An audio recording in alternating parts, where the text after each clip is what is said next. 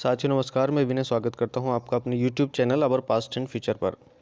और साथियों, day 1 practice के बाद आज डे 2 प्रैक्टिस है। और आप लोग जो भी लोग किसी भी तैयारी को अंजाम देना चाह रहे हैं या जो भी लक्ष्य अपना प्राप्त करना चाह रहे हैं, उसमें एक बड़ी इम्पोर्टेंट चीज़ होती है जिसे बोलते हैं हम प्रैक्टिस। तो साथियों, एक बार को आप लोग चाहे जिस भी बुक से पढ़ रहे हों, जैसा भी पढ़ रहे हों, वो तो करते ही रहें, लेकिन उसके साथ साथ मेरा ये सुझाव भी है कि आप लोग पिछले जो आए हुए सवाल हैं प्रीवियस ईयर्स के, उनको ज़रूर ध्यान दें और उनके साथ साथ अपनी तैयारी को ज़्यादा स्ट्रॉन्ग भी बनाएं।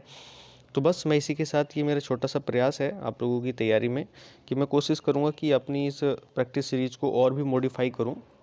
आप सुझाव कमेंट बॉक्स में दे सकते हैं, लेकिन जितना पॉसिबल है मैं अभी फ़िलहाल उतना कर रहा हूँ। तो आप लोग बस अपनी रेगुलरिटी ज़रूर बना लीजिएगा। तो इसी रेगुलरिटी के साथ आप लोग काम करें, ज़्यादा अच्छा रहेगा। तो चलिएगा आज की डे पे बात करते हैं। तो लाइन ज़रूर पढ़ लीजिएगा, practice makes a man perfect. और कोई चीज़ ऐसी नहीं है दुनिया में, चाहे वो नॉलेज हो, ये कहीं नहीं कहा है कि knowledge makes a man perfect या hard work makes a man perfect. So only practice makes a man perfect. हालांकि वो सारी चीज़ें हमारी प्रैक्टिस में ही शामिल हो जाती हैं, वो आपको ध्यान रखना है। तो चलिएगा आज का पहला सवाल, पादप कोशिका में सबसे बड़ा कोशिकांग कौन सा होता है? तो साथियों, सबसे पहले तो आपको पता है कि सेल्स दो प्रकार की होती हैं, तो जिसमें पादप कोशिका और जंतु कोशिका दोनों ही बांटी जाती हैं। और इसके अलावा सेल का डिवीज़न दो तरीके से और हो सकता है, इसके डेवलपमेंट के आधार पर। उस डेवलपमेंट में आप लोग देखेंगे कि यूकैरियोटिक सेल्स और प्रोकैरियोटिक सेल्स।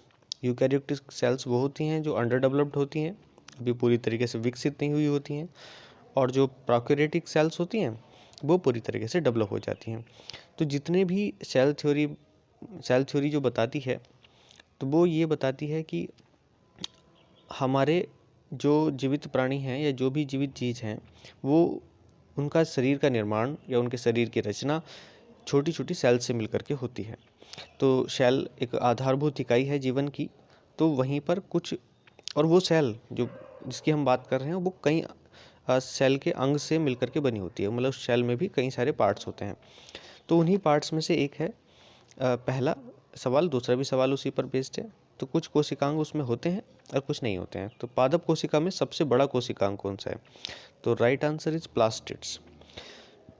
साथियों, प्लास्टिड है, आपको ध्यान रखना है कि ये पादप कोशिका में ही मिलता है, ये जंतु कोशिका में नहीं मिलता है। आपको पता होगा कि जो फोटोसिंथेसिस है, प्रकाश संश्लेषण है, वो इसी की वजह से होता है, क्योंकि इसमें क्लोरोप्लास्ट, इसके जो टाइप्स हैं, क्लोरोप्लास्ट या क्रोमोप्लास्ट, ल्यूकोप्लास्ट, इस तरीके से ये बटा हुआ होता है और आगे भोजन के निर्माण में भी काम करता है।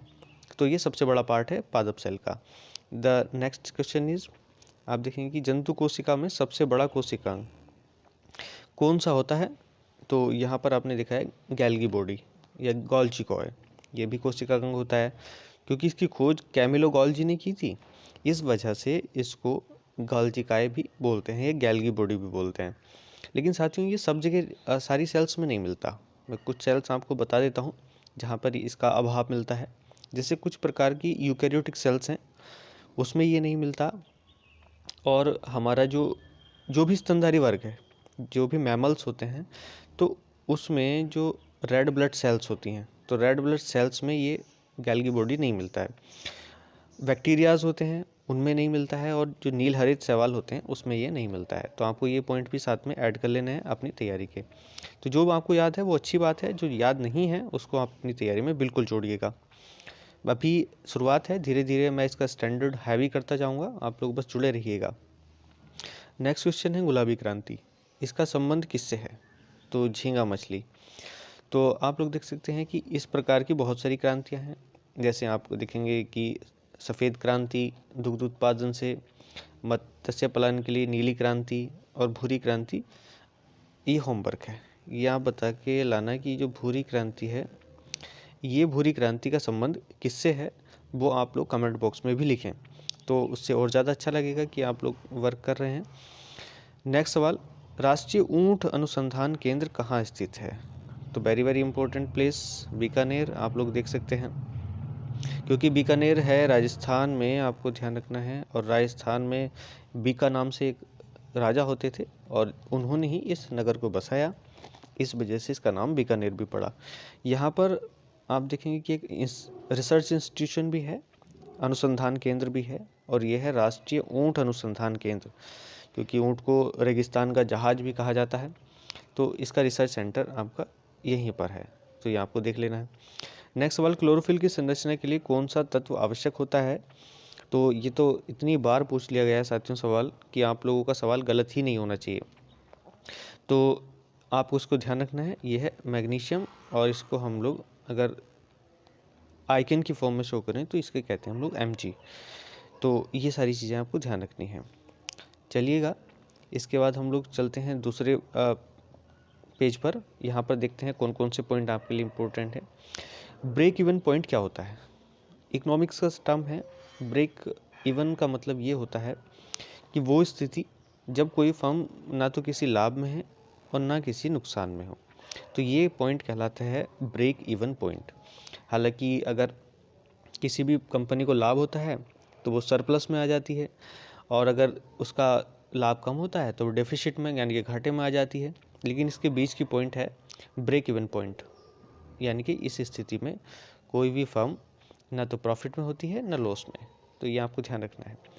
नेक्स्ट इम्पोर्टेंट सवाल है कि भारतीय मुद्रा प्रणाली में दशमलव पद्धति किस वर्ष अपनाई गई? तो 1957। दशमलव पद्धति एक, आप ये थोड़ा सा ध्यान रखेंगे, डेसिमल सिस्टम। तो डेसिमल में आपको पता है कि ज़ीरो का संबंध होता है, जैसे डेसिमल में आप लोग दशमलव पद्धति उसमें भी पढ़ते हैं कंप्यूटर्स में, तो वो 10 टू द पावर में काउंट की जाती है। तो वैसे ही यहाँ पे है सेम। तो आप लोग देखते थे कि उससे पहले बहुत सारे जो पद्धति हमारे यहाँ पे चलती थी, जिसे आना बोलते थे। 1 रुपये में आने होते थे, 20 आना, 16 आना। तो इस तरीके की जो पद्धति थी, इस तरीके का जो क्लासिफिकेशन था वो बटा हुआ था। लेकिन अब आप लोग देखेंगे कि इस समय अगर 1 रुपया है तो 1 रुपये में आपको कितने पैसे देखने को मिलते हैं? 100। तो इस तरीके से डेसिमल सिस्टम स्टार्ट कर दिया, और जो आना वाना वो सब चलते थे, पता नहीं कौन सा नया पैसा ये सब, तो वो सारी चीज़ों को बंद कर दिया गया। कब? 1957 में, 1957 ये लिखा हुआ ही है नीचे और आपको दिख भी रहा है। तो ये सारी चीज़ें आपको कवर करनी है। नेक्स्ट सवाल, भारत में बैंकों का राष्ट्रीयकरण कब कब किया गया? तो साथियों वैसे तो समय समय पर अलग अलग चीज़ें होती रही, लेकिन आपको देखना है कि दो विशेष तौर से, जिसमें आपको जुलाई 1969 में 14 बैंकों का राष्ट्रीयकरण किया गया। तो ये 14 बैंक कौन कौन से थे वो भी आप लोग देख सकते हैं।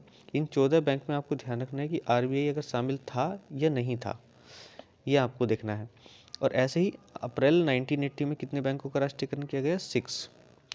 तो इन में कौन से बैंक शामिल थे, ये बातें आप लोगों को देखनी है। और मैं आपको बता दूं कि आरबीआई इन दोनों में ही शामिल नहीं है, क्योंकि आरबीआई का जो राष्ट्रीयकरण हुआ था वो 1949 इसमें किया गया था।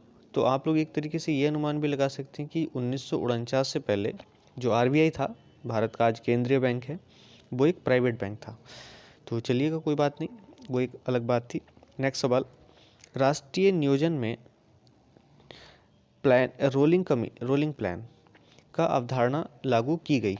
कब लागू की गई रोलिंग प्लान? वैसे तो साथियों आपको पता है कि हमारे यहाँ पे भारत सरकार में पहले से ही, आज़ादी के बाद से ही एक 5 ईयर प्लान चलता था, जिसे आप पंचवर्षीय योजना बोलते हैं। तो 5 ईयर प्लान लगातार नहीं चला, ये आपको पता है कि कुछ कारणों की वजह से इसको बीच में 5 ईयर प्लान को रोक दिया गया, चाहे वो युद्ध की वजह से रोका गया हो या किसी और वजह से। लेकिन इसमें डिस्टर्बेंस आया, और एक डिस्टर्बेंस जो आया 5 ईयर प्लान में, वो आया आपके इस रोलिंग प्लान की वजह से, क्योंकि सरकार बदली थी। आपको ध्यान होगा कि जब से हमारा देश आज़ाद हुआ, तो आज़ादी के बाद जब पहली सरकार बनी, तब से लेकर के इस समय तक 1978 तक कांग्रेस सरकार हमारी सत्ता में रही। लेकिन कुछ काम ऐसे कर दिए थे, जैसे 1975 का इंदिरा गांधी ने जब इमरजेंसी लागू की, तो उसके बाद बड़ी प्रॉब्लम से आ गई, और मौका ये रहा पब्लिक के पास कि सरकार को बदला जाए। तो उन्होंने सरकार बदली भी, और नई सरकार उस समय निकल के आई, और वो थी जनता पार्टी। और इसने अपने समय में इस पंचवर्षीय योजना को रोकते हुए यहाँ पर एक प्लान नया लागू कर दिया, वो था रोलिंग प्लान। तो साथियों आप लोग ये पता करके लाएं, ये कमेंट बॉक्स में लिखें कि रोलिंग प्लान किस देन है, मतलब किसने इसको डेवलप किया रोलिंग प्लान को, तो वो आपको बताना है। चलिएगा, ये बातें हुई और ये कुछ इम्पोर्टेंट सवाल हैं जो अभी पिछले 2-4 महीने में करंट अफेयर्स के इम्पोर्टेंट थे, इनको भी आप लोग देख लीजिएगा। मानवता के लिए गुलवेकियन पुरस्कार 2020 किसे दिया गया है? तो ये इम्पोर्टेंट है साथियों। ग्रेटा थुनबर्ग का नाम अगर आपने सुना हो तो ये बहुत बहुत बड़ी एक पर्यावरण कार्यकर्त्री हैं। छोटी सी उम्र है लेकिन काम बहुत बड़े हैं इनके। तो ग्रेटा थुनबर्ग स्वीडन से हैं और ये पर्यावरण के लिए काफ़ी वर्क करती हैं और इसी वजह से इनको गुलवेकियन पुरस्कार मिला है मानवता के लिए। नेक्स्ट सवाल, भारत ने किस देश में कपास निर्यात को बढ़ावा देने के लिए कपास गोदाम स्थापित किया है? तो ये कपास स्थापित किया है वियतनाम में।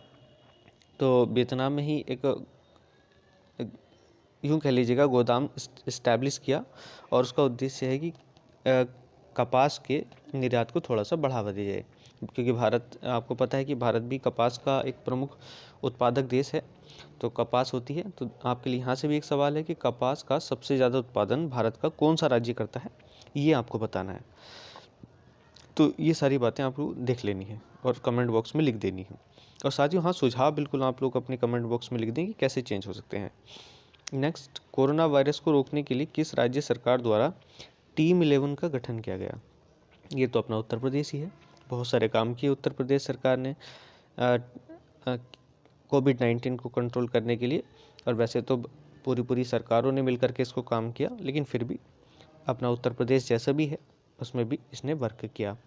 खैर, नेक्स्ट सवाल, दिव्य कला शक्ति कार्यक्रम का संबंध समाज के किस वर्ग से है? तो आपको स्कीम का नाम ध्यान रखना है कार्यक्रम का, दिव्य कला शक्ति कार्यक्रम, और ये किन के लिए वर्क करता है? दिव्यांगों के लिए। सीधा सीधा आपको ध्यान रखना है। और ये शब्द अभी नरेंद्र मोदी जी की ही देन है। पहले विकलांग कहला जाते थे, लेकिन बाद में अब इनको कन्वर्ट करके ये नया नाम इनको दे दिया गया है और वो है आपका दिव्यांग। तो साथियों ये थे आज के महत्वपूर्ण सवाल, और मैं इसमें पूरी कोशिश करूँगा कि अपने स्तर से जितना भी संभावित हो सकता है उतनी आप जानकारी बढ़ाऊं, लेकिन आप लोग इसको रेगुलर बना लीजिएगा। जय हिंद।